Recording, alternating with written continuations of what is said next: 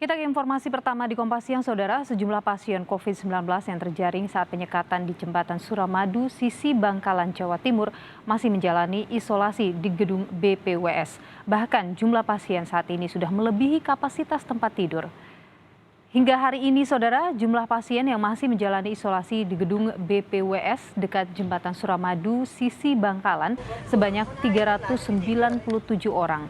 Jumlah ini melebihi jumlah tempat tidur yang ada, yakni 364 tempat tidur. Mereka adalah warga yang positif COVID-19 saat dilakukan tes usap PCR di penyekatan Suramadu. Menurut Dinas Kesehatan Kabupaten Bangkalan, kekurangan tempat tidur sudah diatasi dengan menambah tempat tidur cadangan yang sudah disiapkan.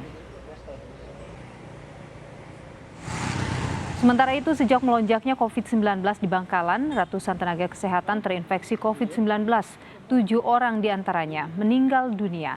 Dari data di Dinas Kesehatan Kabupaten Bangkalan, saat ini ada 112 tenaga kesehatan terinfeksi COVID-19. Sebagian masih menjalani perawatan. Perkembangan terkini terkait dengan penanganan COVID-19 di Kabupaten Bangkalan, Jawa Timur akan dilaporkan langsung oleh jurnalis Kompas TV, ada Didin Muhyiddin. Didin, selamat siang. Hingga kini bagaimana situasi dan juga kondisi penanganan COVID-19 di Kabupaten Bangkalan? Apakah kemudian ada kasus baru yang masih tinggi kasusnya? Baik, Milo dan saudara, penanganan COVID-19 di Kabupaten Bangkalan ini sudah fokus di 8 desa dan 5 kecamatan yang ada di Bangkalan. Di lokasi ini TNI dan Polri serta Satgas melakukan tes antigen dan menjaga agar warga tidak keluar untuk beraktivitas yang membuat kerumunan. Sementara itu, data dari Dinas Kesehatan, hari ini ada penurunan kasus dari biasanya ada sekitar 100 dan 80 tiap hari. Hari ini ada sekitar 50 kasus, lebih menurun dari hari biasanya. Sementara angka kesembuhan juga cukup tinggi, yakni sekitar 50 warga yang sudah sembuh dari COVID-19 dulu. Ada catatan penurunan orang yang positif COVID-19, tapi ini tentu tidak boleh membuat masyarakat menjadi abai.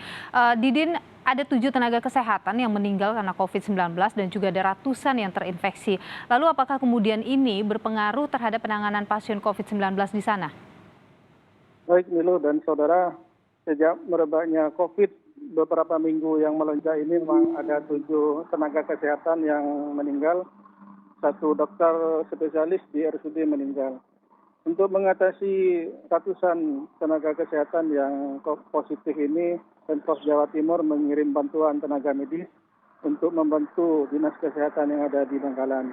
Selain itu juga TNI dan Polri dari tenaga kesehatannya juga dikirim ke Bangkalan untuk mengatasi tenaga kesehatan yang banyak yang terpapar. Baik, ada sejumlah bantuan yang kemudian sudah mulai dikirimkan termasuk dari TNI Polri untuk menghadapi situasi di Bangkalan, Jawa Timur terkait dengan kasus COVID-19. Terima kasih laporan Anda, jurnalis Kompas TV Didin Muhyiddin langsung dari Bangkalan, Jawa Timur.